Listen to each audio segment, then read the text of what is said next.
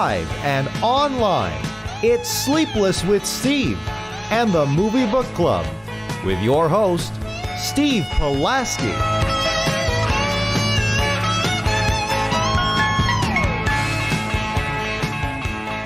Back and better than ever. Sleepless with Steve, live on YouTube.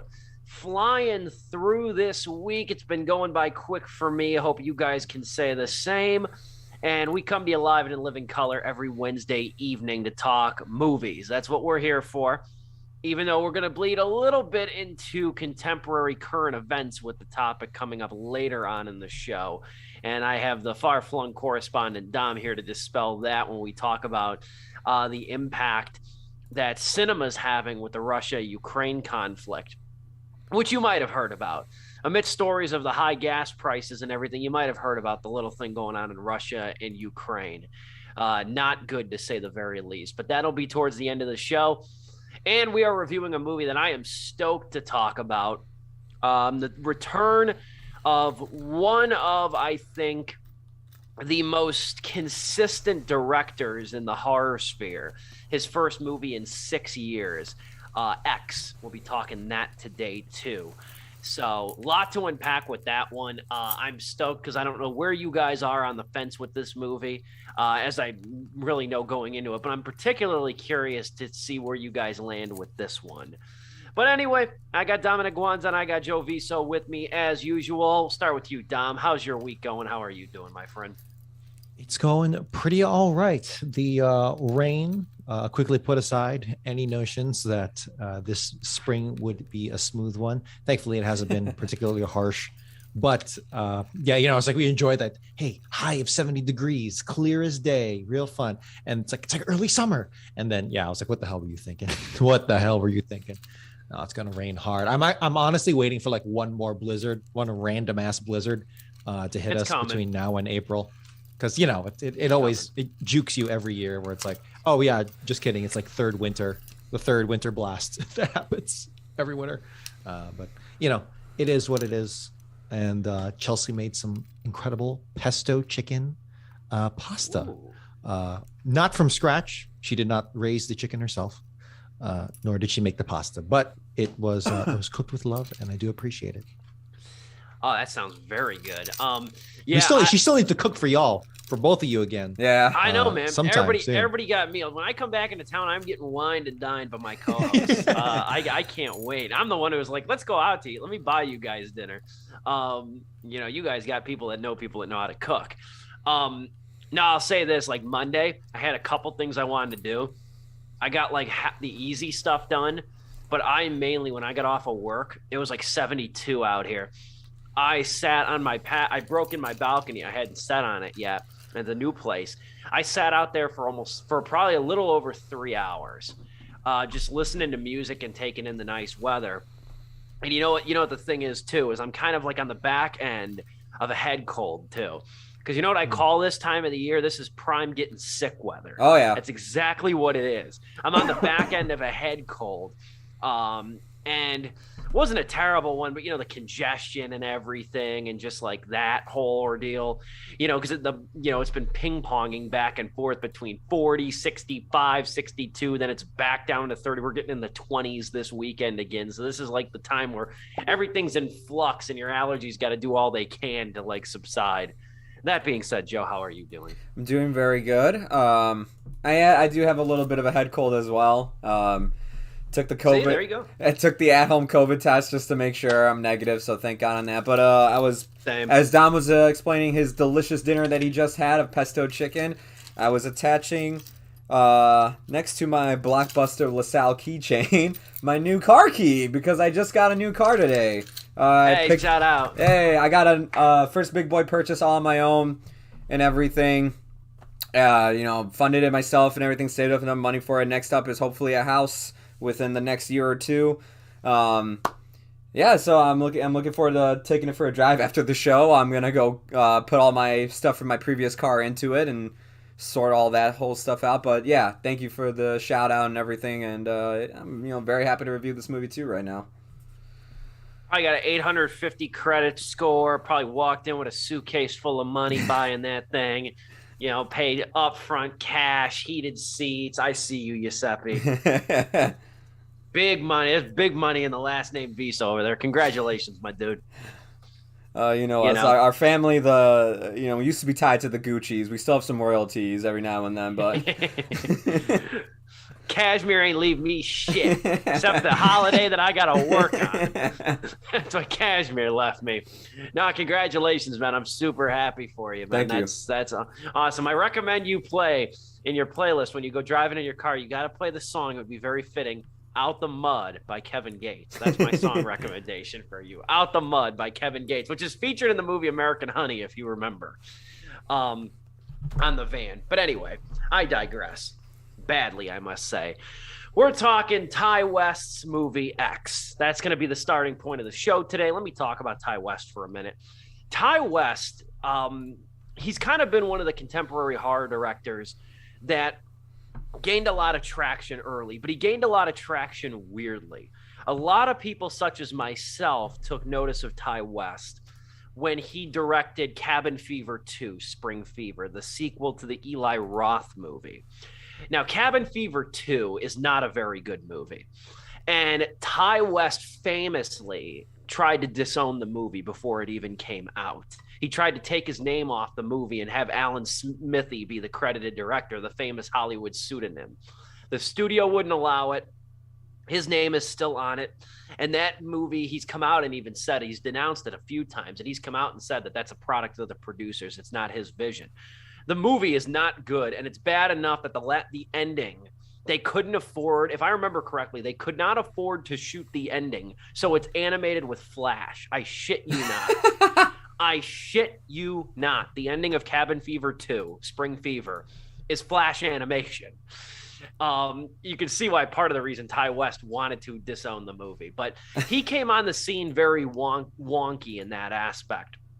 But Cabin Fever 2 was still good enough to show you that, like, this guy really likes, like, practical effects. This guy really likes, like, classic suspense and build up, even though the movie was not written or very edited really well.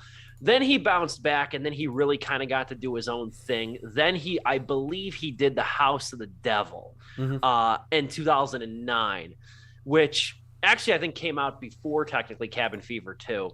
Or around the same time. And that was a really good throwback movie. Greta Gerwig's in it. It's one of Greta Gerwig's early movies. Real throwback to 70s style movies. And then he really started to gain traction. He really started to pick up a little bit of mainstream success when The Innkeepers came out. That's a really good movie set in a hotel. Then he did The Sacrament, which is another really good movie. Eli Roth, I think, produced that one. Sacrament's great. That's probably my favorite of the movies he did.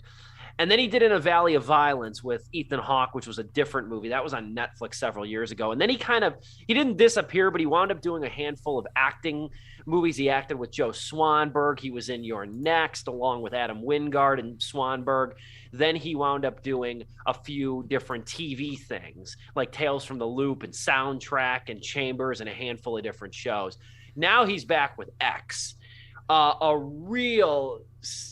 I will say I do not like, no pun intended, I don't like X meets Y comparisons when it comes to movies. I don't like, oh, it's Meet the Parents meets so-and-so, like something like that. I don't like those kind of comparisons. And I hate that comparisons, but when I hear it's like Meet the Parents, it's like, dude, man, I saw that movie every day on HBO for my entire childhood, all right? Don't tell me that. Well, you see, like, it's like Meet the Parents. I don't know why that came to mind, but it's like Meet the Parents meets Hitch. Or yeah. I know what you're talking about, yeah. Marrying two movies as a comparison. But watching this movie, and I don't think you guys have seen the latter movie because you're very decent young male human beings. But this movie X reminded me a lot of two movies: the original Texas Chainsaw Massacre from 1974, and it reminded me of the classic porno flick Debbie Does Dallas. Okay. And I think that's even referenced in this movie as well. It reminded me very much of those two movies, aesthetically, thematically.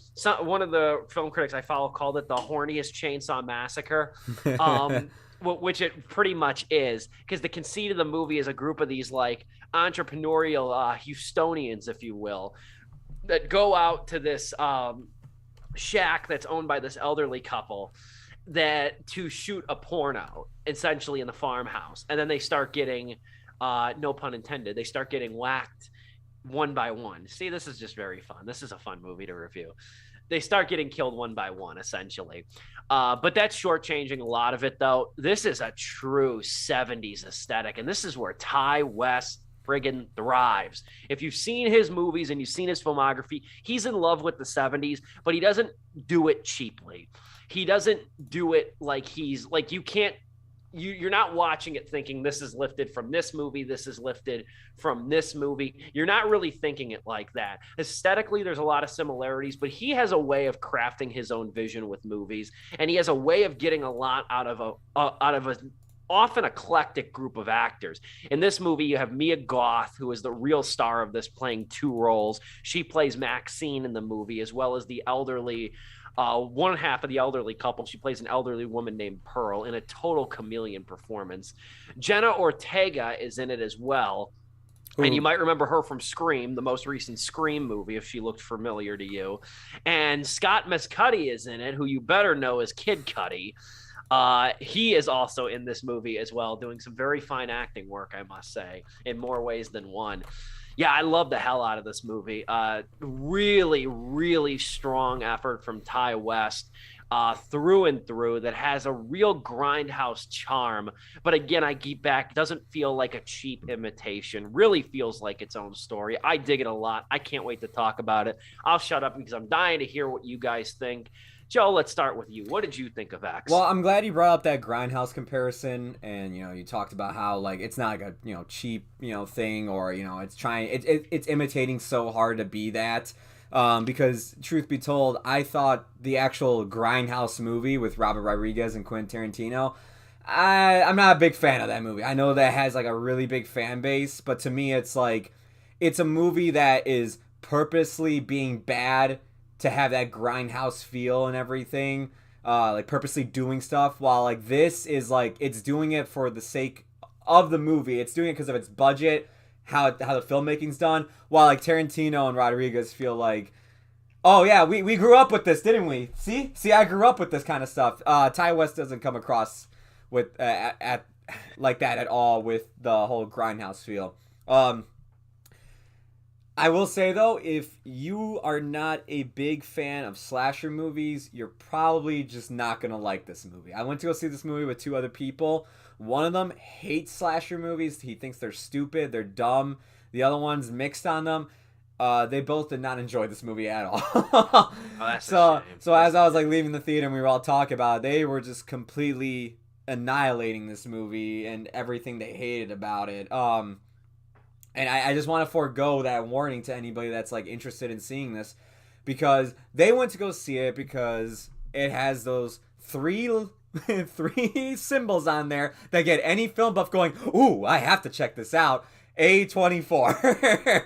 Anytime you see that on there, if you hear somebody in the crowd or your friend go, ooh, I have to go see this, that's because they probably know like what's up with A24 films and how weird this is a reminder too that A24 is not as much a production company as it is a distribution company. Yep. I think a lot of people, I'm not saying you guys, I think a lot of people have misconceptions about what A24 actually is. They always do forget that. Like they think it's a film studio that's putting this stuff out. No, it's just a distributor. They just happen to have a really like niche selection of films that happen to have very similar weirdness to them, I guess is the best way to put it. But I mean, in terms of weirdness, this is probably one of the more like mainstream things you will see from this studio when they distribute like their films, compared to probably what we'll be getting in a few weeks with Everything Everywhere All at Once, and then Men from Alex Garland, which that's probably gonna be more up if you love like A24 weirdness of The Lighthouse, the Hereditary, stuff like that. Yeah.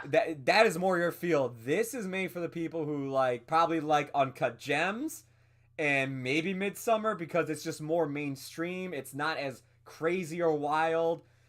That's what X is. This is Blumhouse. That's a good territory. Way to put it. This is like Blumhouse Tilt. Yeah. Blumhouse Tilt, I would say. They're secondary which puts out more niche movies. Yeah. This is A24 meets Blumhouse. There we go. As for me, I mean, I know I talked about my two friends. I could tell Steve is loving the movie. I liked it. There are just moments of this movie I do feel like it's like, man, like, I get it. It is the slasher genre, but we could have done something different here, guys. Like, it does kind of hit the same strides when it comes to slashers and everything. This movie is just like, it's just so well executed and everything else from its acting. Because the whole cast to me, like, one of my favorite actresses in the movie, like, Mia Goth is great, Jenny Ortega is great, but I loved Brittany Snow in this movie, man. She's great. I thought every scene she was in with Kid Cudi was cracking me up. Like, the porn scenes that they film in this movie with each other give me a good laugh and everything. I think the editing and the camera work is very well done. There's a great shot of someone getting stabbed in the eye, and it cuts away. But then when somebody opens something like this, it cuts back to the knife coming out of a person's eye. And I was like, that was such a great, like, edit and cut right there. That was really effective.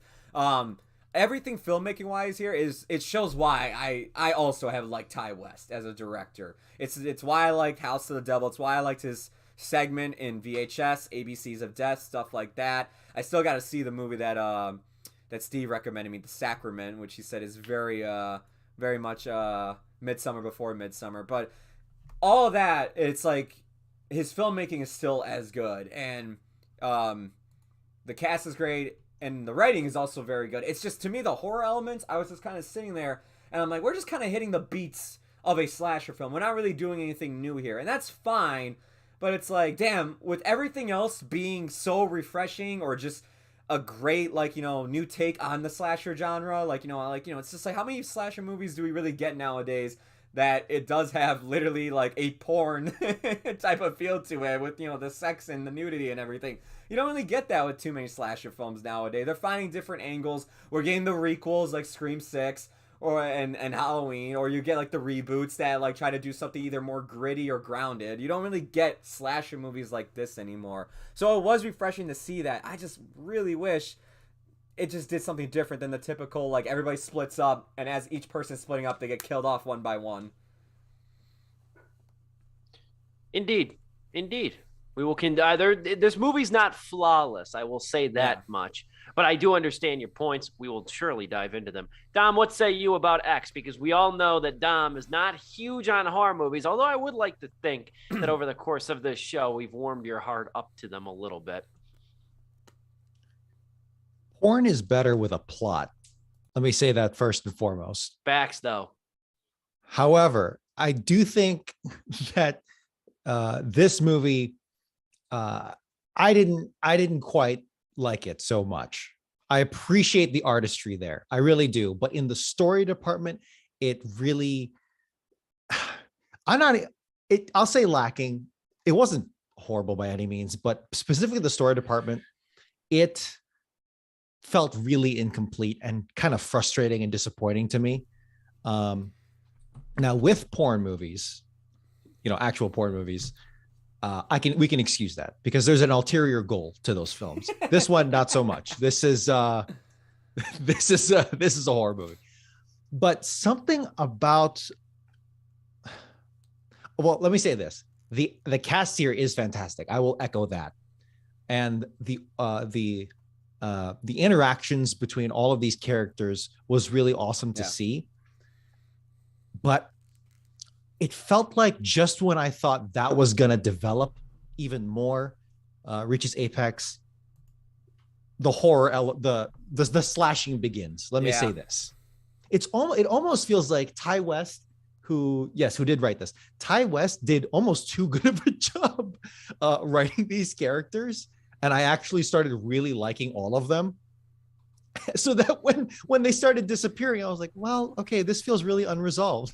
And it's like, all right, sure. I guess we're just gonna end it there with people's arcs. And you were getting involved in the drama of what happens before the slashing happens, because something pivotal, without getting into it though. Yeah, I can kind of see what you're saying, and I don't mean to interrupt you, but it comes at a really testy turning point with one of the decisions a character makes that upsets another.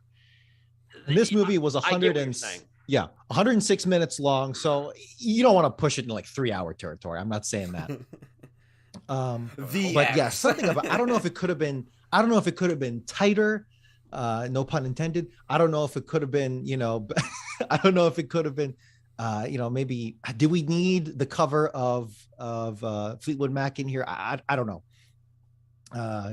So it's quite a good cover because Brittany Snow, who hails from the Pitch Perfect franchise, yeah, she was fantastic in this. The whole cast all around, really.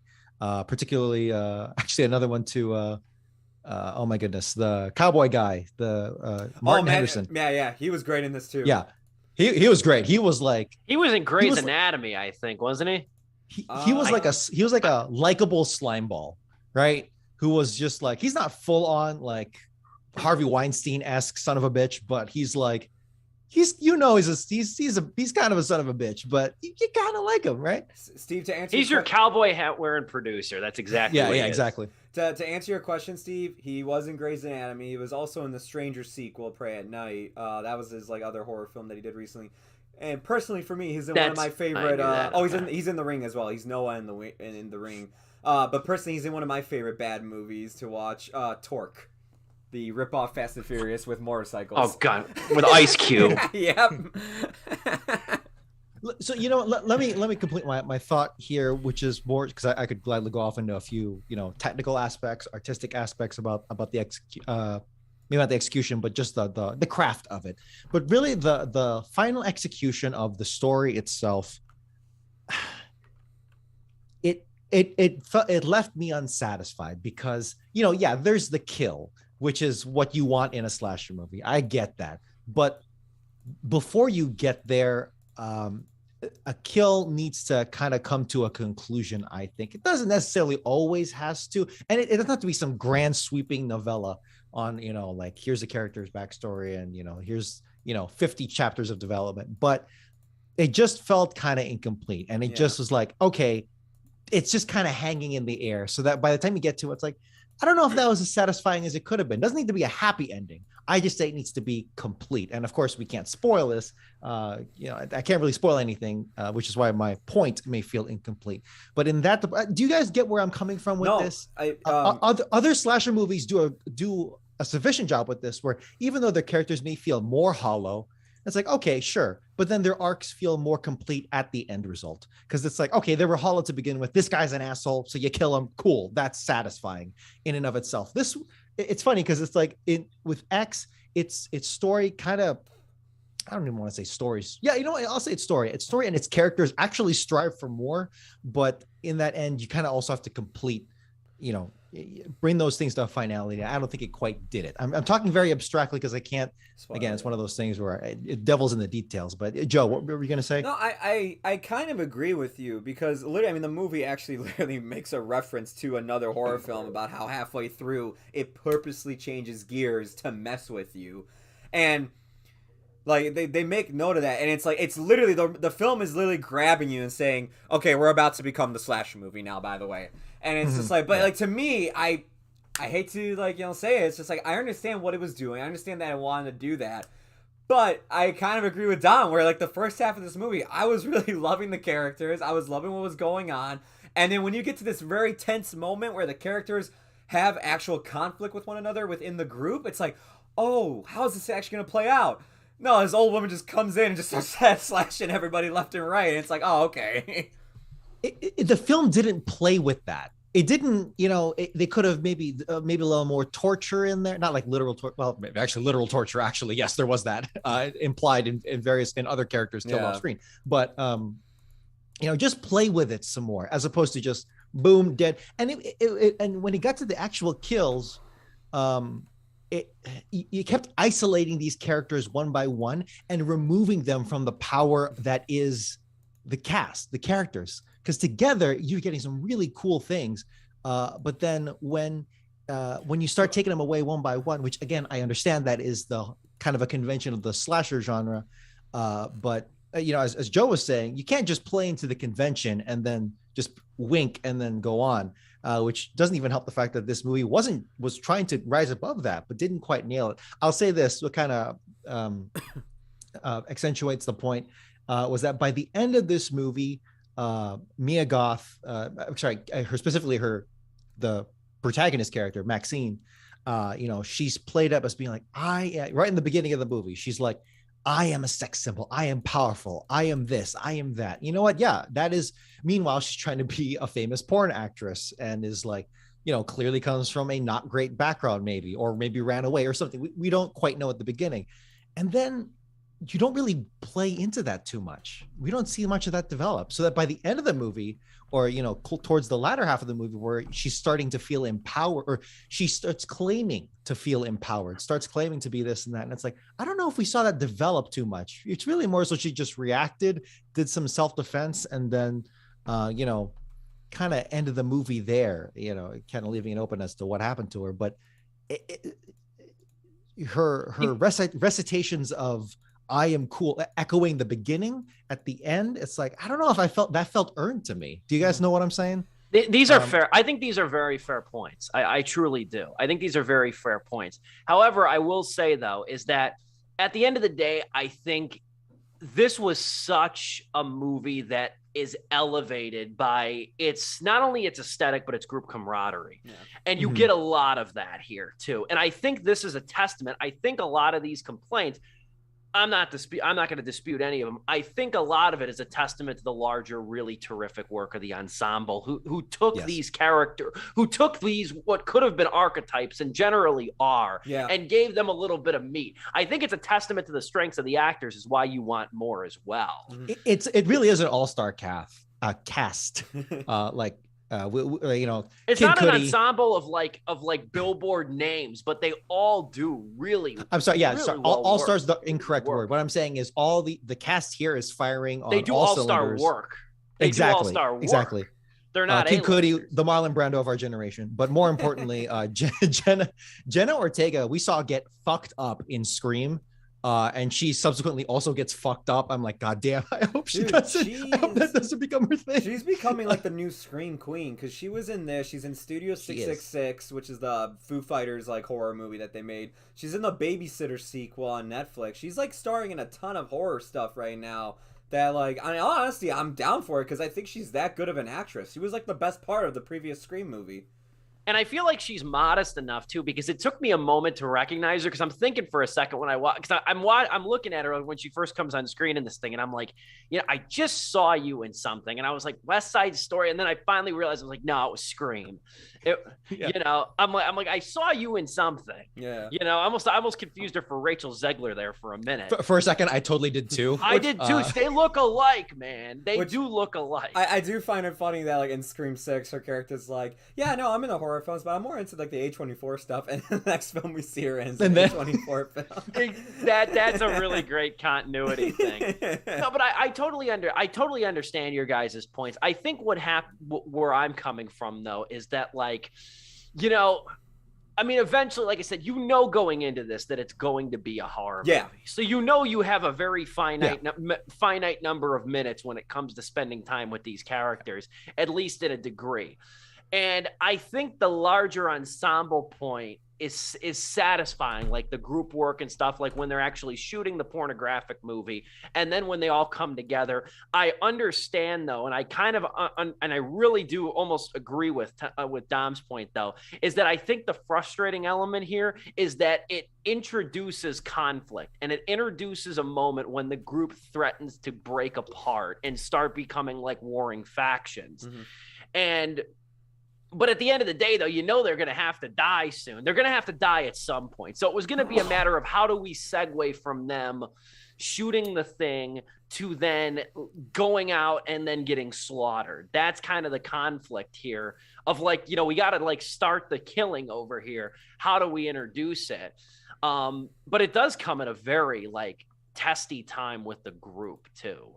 And I understand why you wanted more out of that conflict. And really, it's a criticism born out of I wish you did even more than you're already doing.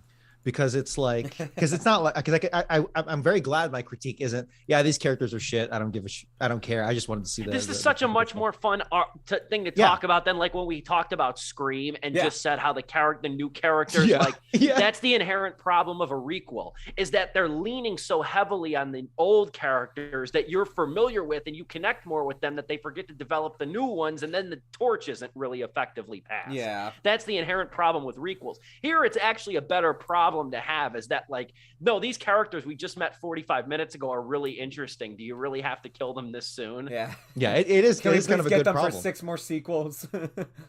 That's what I call a good problem. I think Cake, the rapper, the great Wisconsin / Atlanta rapper Cake Camp said that is a good problem. We might as well take our break right now and come back, because I do want to talk about an excellent aesthetic feature. I know I've gone on about the aesthetics of this, but there's one particular device in this that Ty West uses that he really hasn't. And I haven't seen his movies really since they came out, but I don't believe he's used this before, or at least he hasn't used it to the degree he's used it in X. This aesthetic feature. We'll talk about that coming back in a few minutes, and we also have the Russia-Ukraine story that we want to touch on as well. So we still got a lot more to get to in the second half of Sleepless with Steve, live on YouTube. We'll be back in about 60 seconds after this Zoom-sponsored intermission. Don't go anywhere.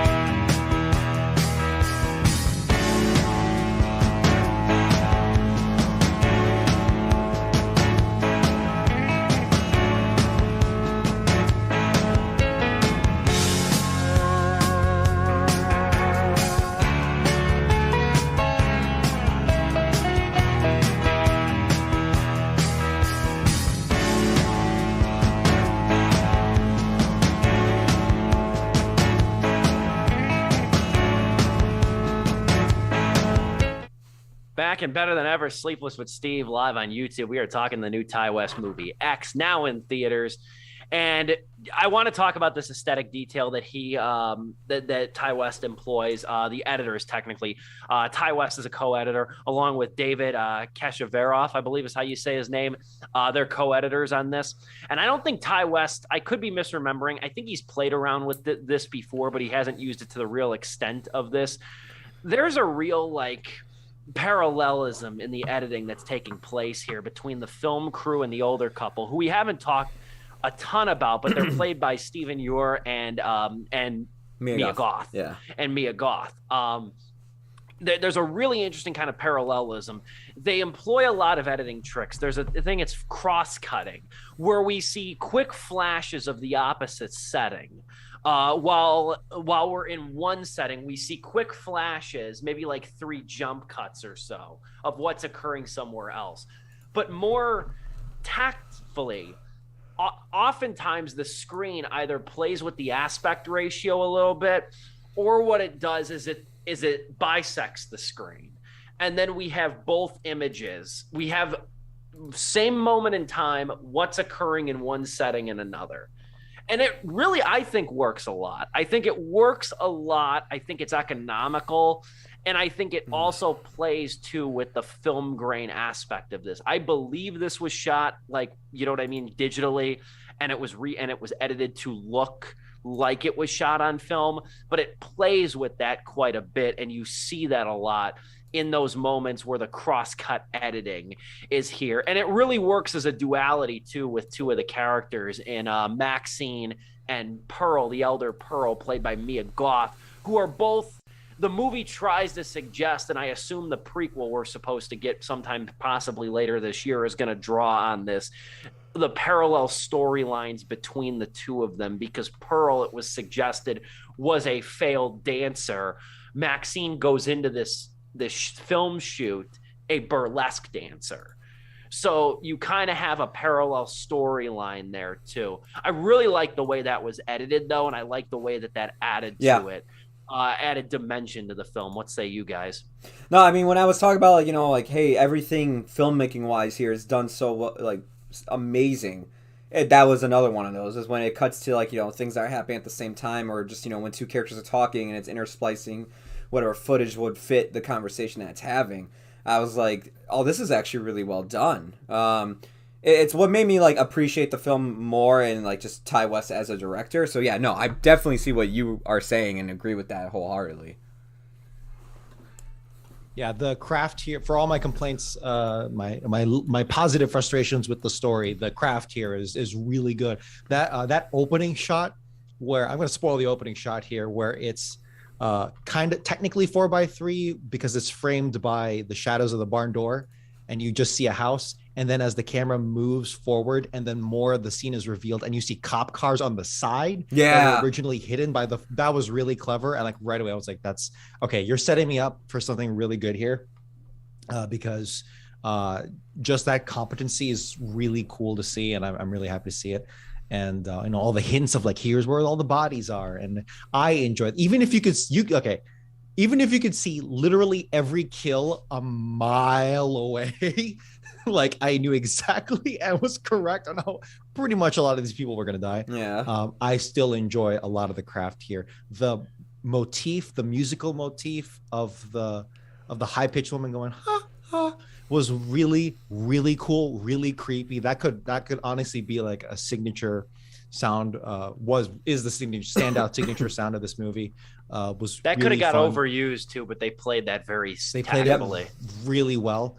And contrasting it with the 70s soundtrack was really nice. That was the thing I wanted to bring up too, is that Ty West did not go overboard with the fact that his movie takes place during the 70s, is a grindhouse like slasher film. Yes. He does not go overboard on like elements that like would make fans go, "Oh, I get that." Yes, like, you know, it's just like, "Oh, look, he trusts us to know that." Yeah, like, yeah. To recognize that. Like, he doesn't have a It's crappy noise filter on the screen just to, like, you know, be like, "Look, I have a noise filter just like grindhouse movies do." Cigarette burns. So yeah. He's like, I don't need to do that in my movie. He's like, everything I can do other stuff, and just the story and the characters and the way things are like going to be played out will remind you of these films.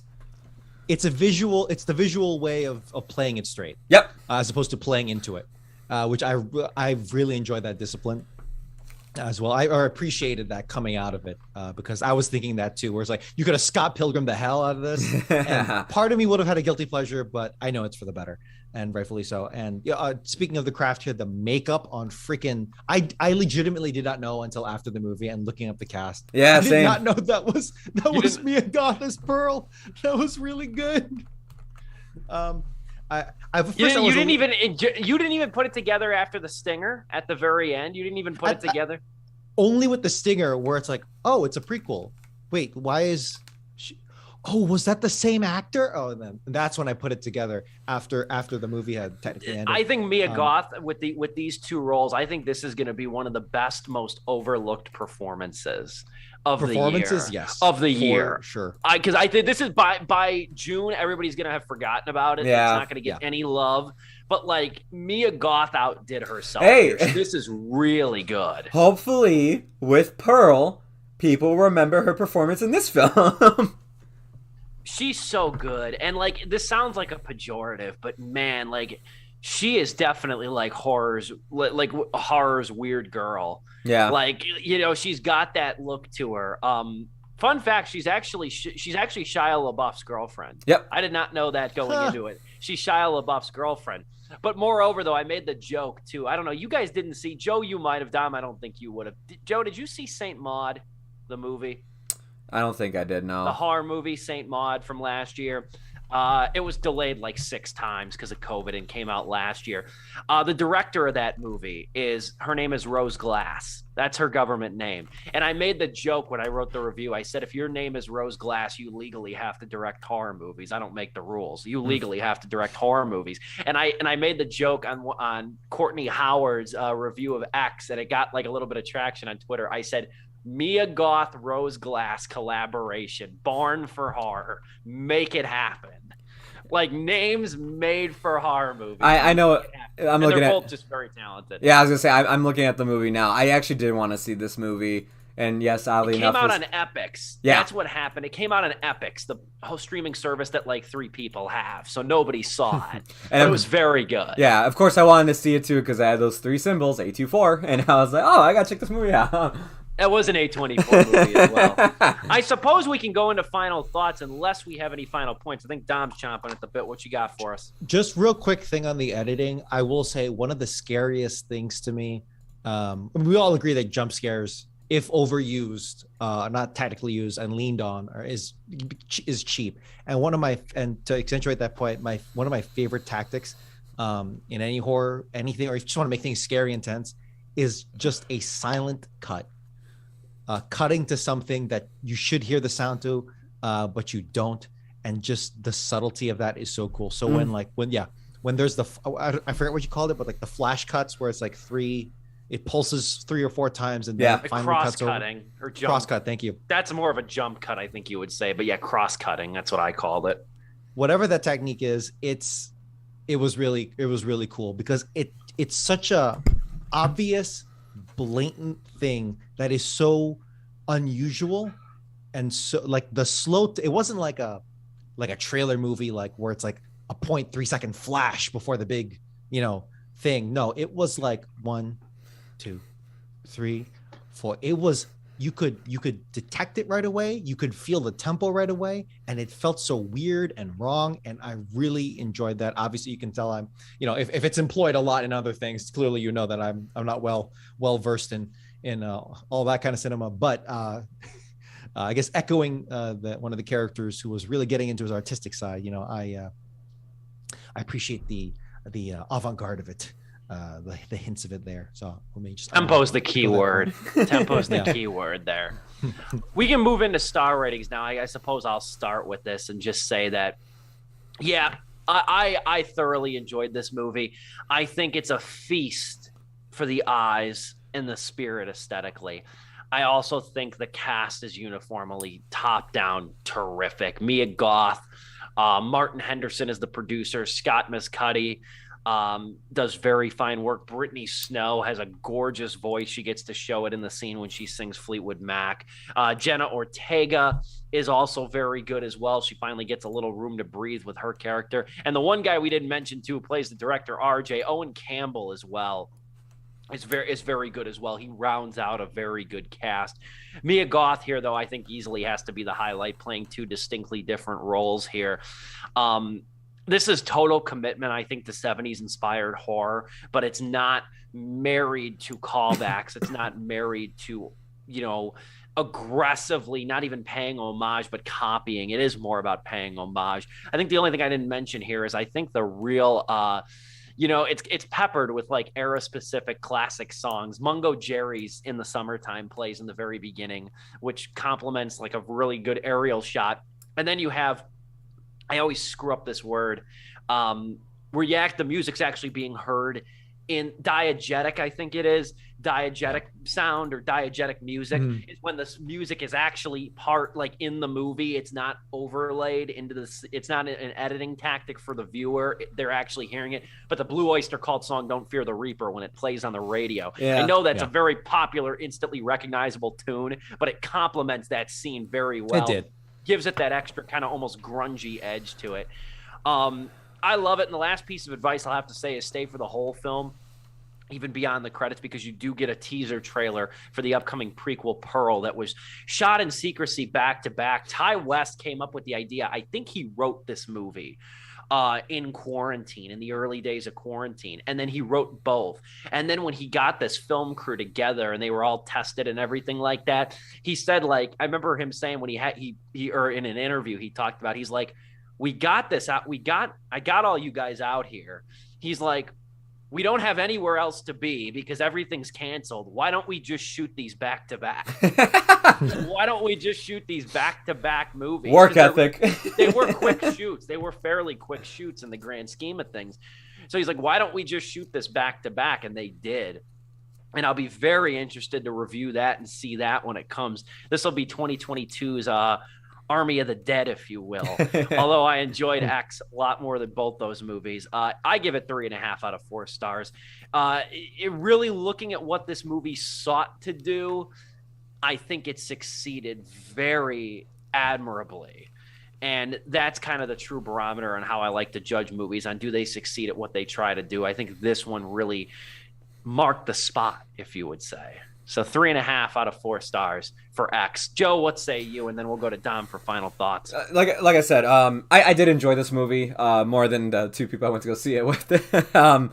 There are parts of it that I kind of just felt like I really wish it wasn't doing this, because I feel like it was, at least in this first half of the film, that it was going above and beyond. It was striving to be something better and whatnot. And then when we get to the second half, where it does become this slasher film and it's hitting the beats, I was like, okay. I will say something we didn't touch on is, I don't know if you guys felt the same way, I did really like, I'm not going to go into spoilers here, but with the old couple, I really like the idea of how they played with the fear of aging and sex, and that's all I'm gonna say. Yeah. And it's just like, Sure. that whole idea, it made me actually think on the way home, like, oh my god, that's actually pretty true. So yeah, I was like, that was actually pretty wild. Like, it's just like, hey, what's the reasoning behind all this? Well, it's this. It's like, that's a pretty insane reason. Okay, I can mess with that. I didn't love it as much as Steve.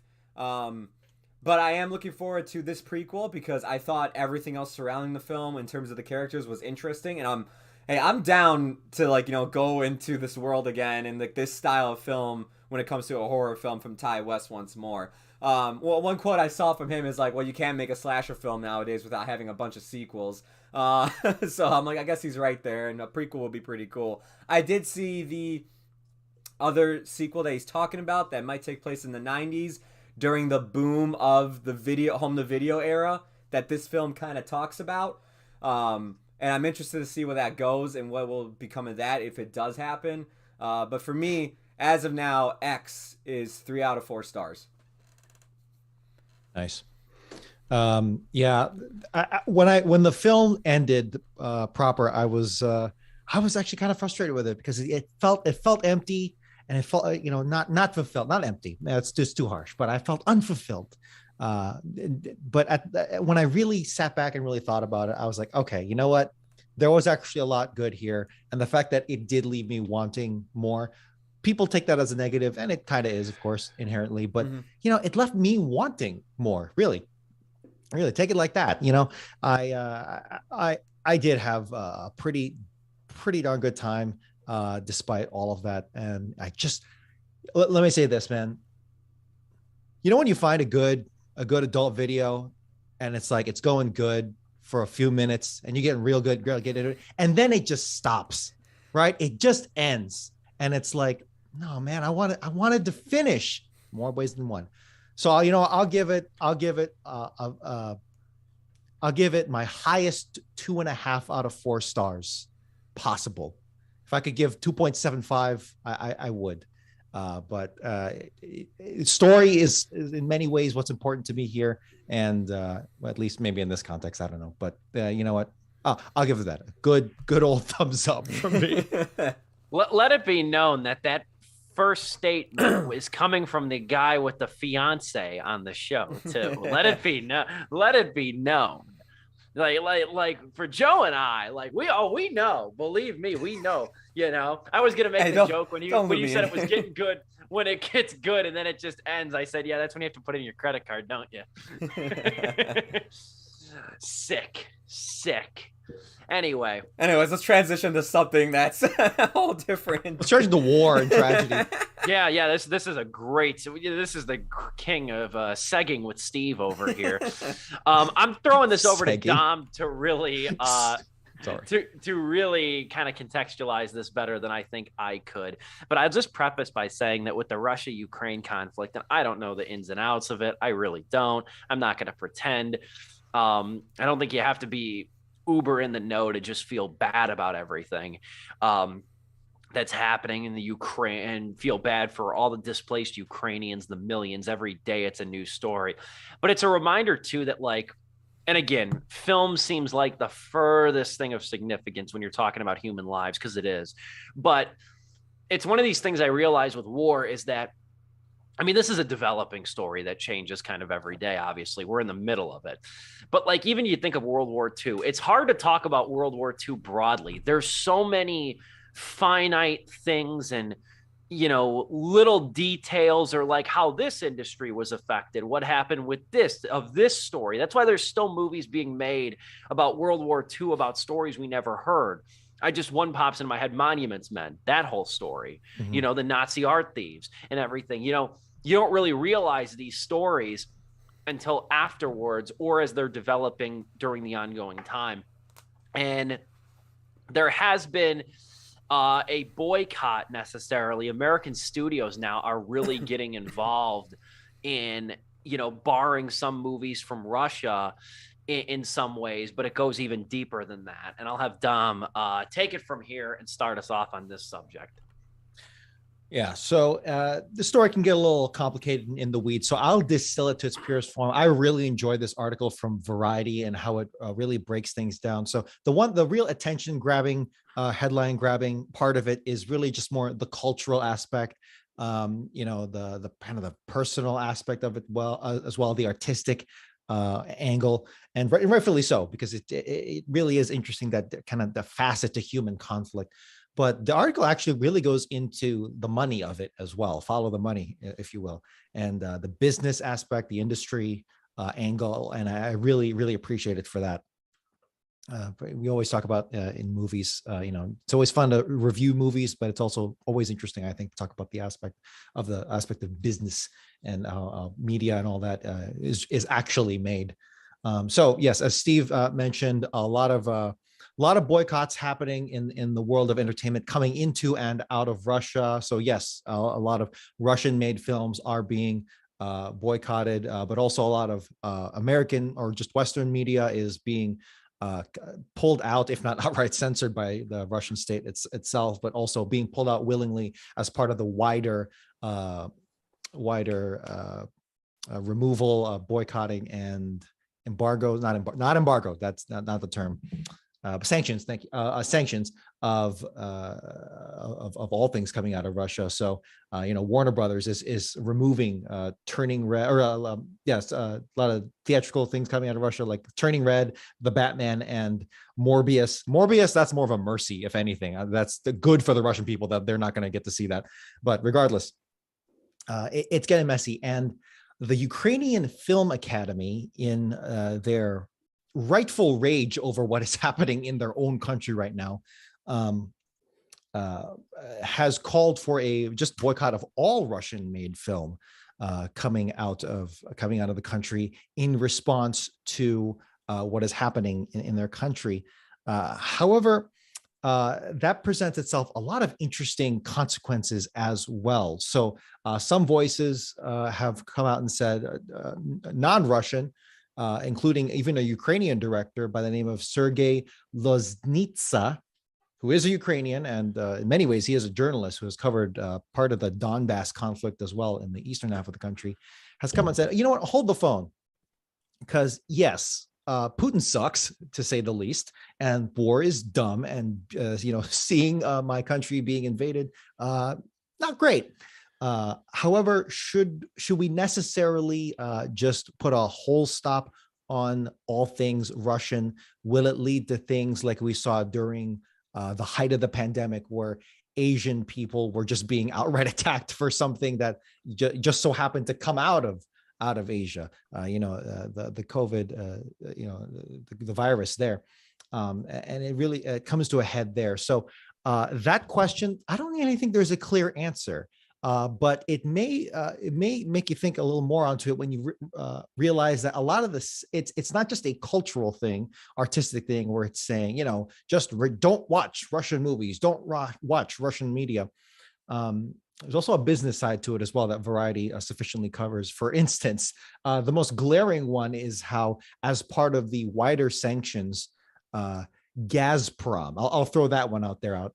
When you hear Gazprom, just know that is really just synonymous with the word oligarch. Gazprom is a Russian energy corporation, in many ways state-owned as well. And when you hear energy, you're thinking natural gas, you're thinking oil, you're thinking all the big fossil fuels and all that stuff. That's some real oligarch money. That is some, like in America, that's some Standard Oil, Exxon Mobil shit coming out there. Now, because Gazprom is so powerful, such a big thing, it's like the number one export coming out of Russia, which is why you see all the gas prices in the US coming up, but not much else in terms of, inflation, yes, but because Russia is such a big exporter of oil, you see all that happening. But anyway, because Gazprom is so big, it also owns a lot of a lot of Russian media.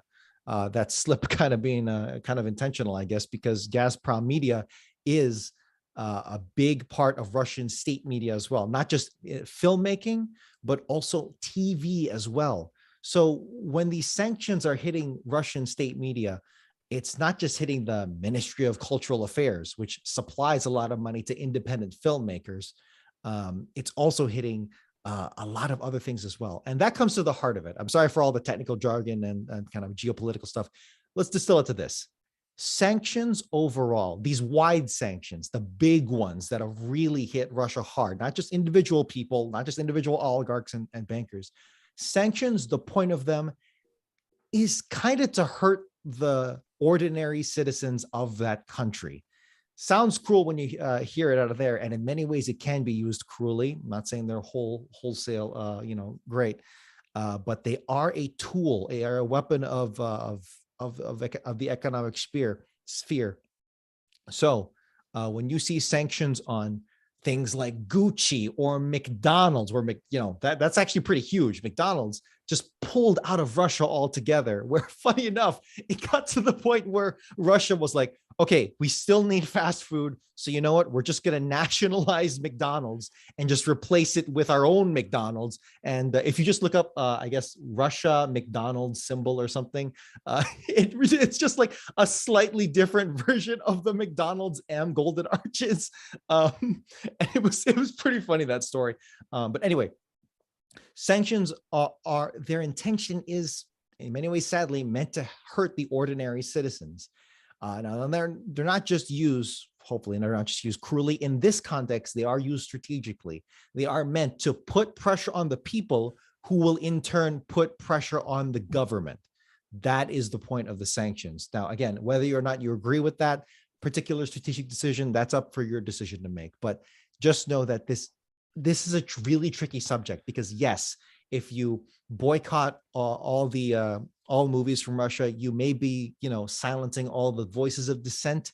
You may be leading to more racism amongst Slavic and Russian people who are like, hey man, I didn't have anything to do with this, right? I'm just trying to make money here and make some cool art. But at the same time, it's, if your country makes some dumbass decisions, much like how the US made some dumbass decisions going into the Middle East, for without any kind of exit strategy, maybe there should be some consequences there. So, gentlemen, I threw a lot at you. I'm sorry, but you know what? There's a lot being thrown around, not just in terms of artillery and bullets, but also in terms of the wider discussion. So what's your take on this?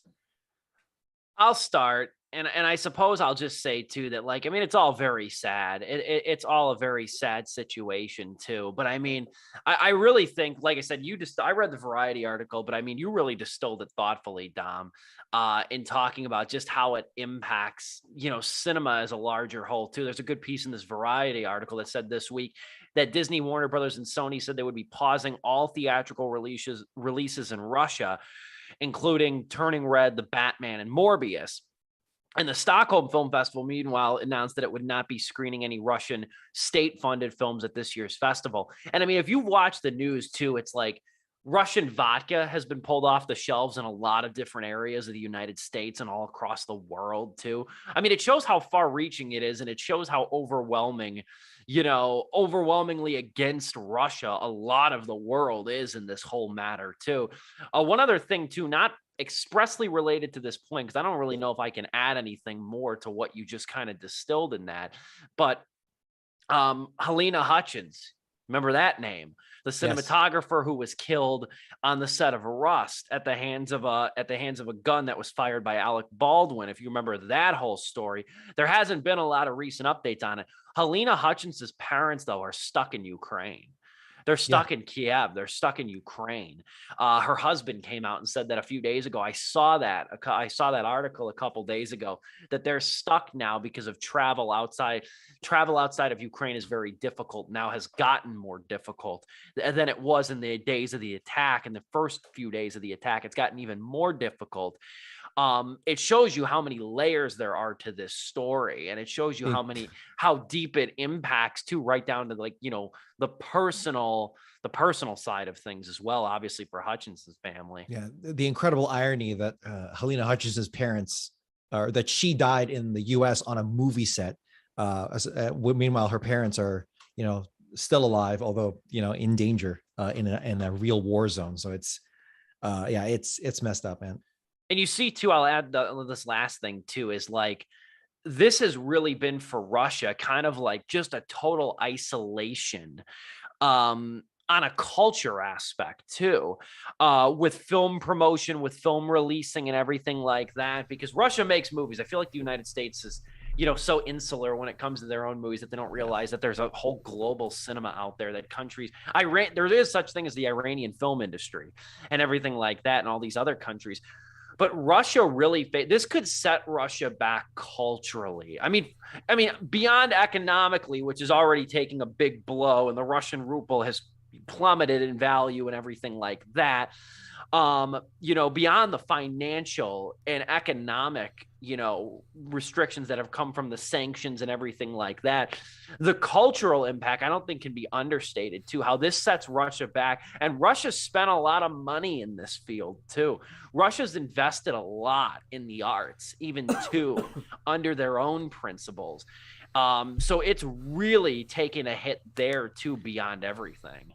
And I know some people in who are watching might be like, well, you know what's really setting the Ukrainian film industry back?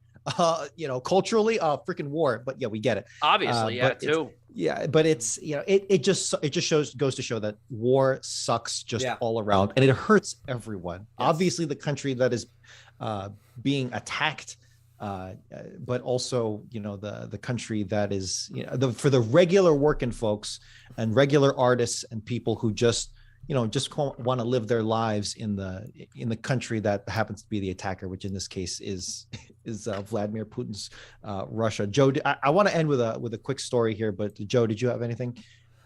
Yeah, I mean, I'll be real quick because I know we're gonna bleed in the OT, and you have your story, and the timer has already started for us to end the show. But I mean, look, I'm gonna say this because you guys are hitting on all the points. But like, to all my friends and fellow people who play the game Civilization 6, when you declare war on people and you wonder why is everybody in the world hating on me? Why are my own citizens hating on me? Why do all my advisors hate me right now? I just want to have fun and go to war. I get that. I love going to war in Civilization. It's really fun.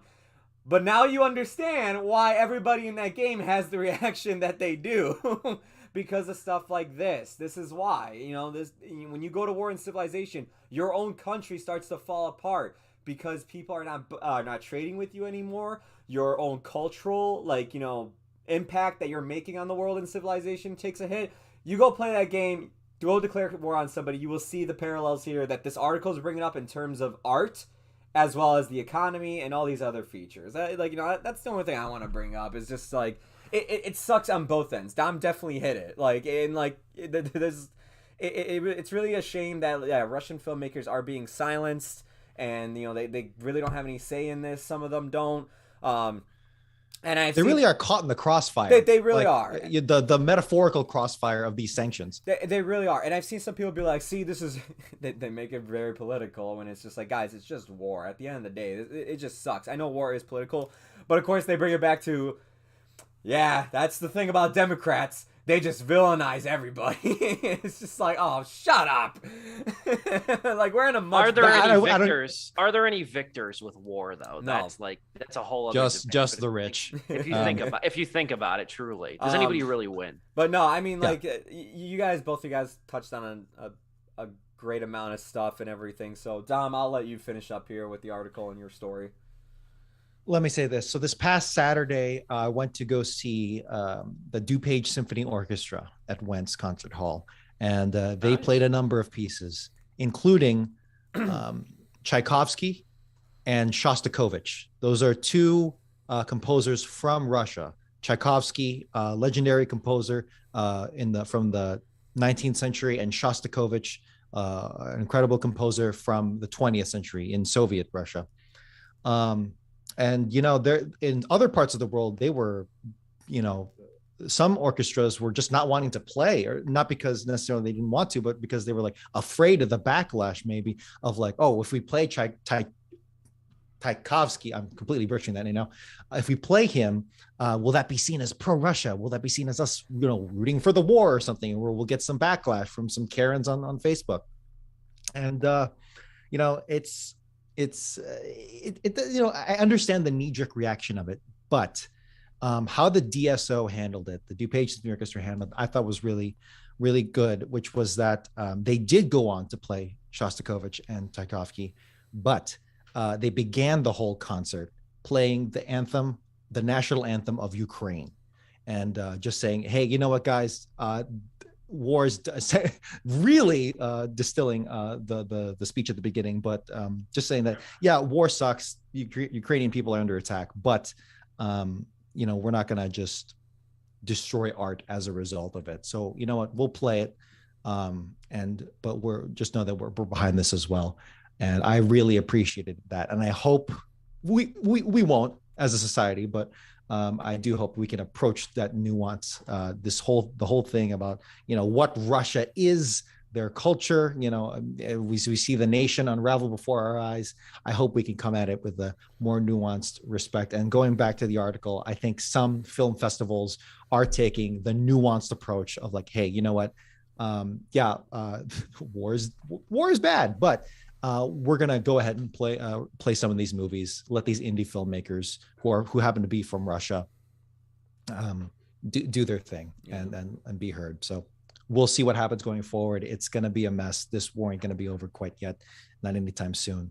But the first casualty of war is oftentimes the humanities. But we'll figure it out from there. Great stuff. Excellent discourse on that, Dom. Appreciate you leading with that. And we will leave it there. It got heavy really quick on Sleepless with Steve. We will leave it there. Next week, probably my favorite show of the year. It's the Oscar show. I'm releasing my picks on stevepulaski.com tomorrow. I'm releasing my predictions. If you want to win your Oscar pool, you will follow my picks to the letter. I've done a lot of crunching. I've got the picks done, and I will release them tomorrow. We're going to talk all things Oscars tomorrow, or next Wednesday evening, rather. The show is on Sunday. I can't wait for it. So we'll be coming with ample notes. We'll sure to have some discussion. We didn't use our one F-bomb today. Hopefully the conclusion and the best actor award is not the clusterfuck that it was last year, to say the very least. It can't get any worse than that.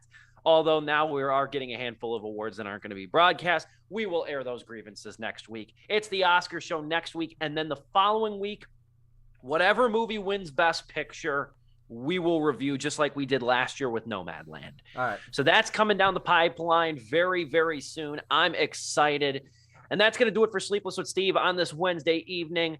I'm Steve Pulaski. Highlights will be posted on my YouTube channel and over at stevepulaski.com, where you can see my written reviews. For Dominic Guanzon, Joe Viso, doing his work to make sure we are live. We'll see you back here next Wednesday to talk the Oscars on Sleepless with Steve. Wait, hold on. Vladimir Putin can suck Kid Cudi's big black dick. Oh, all right.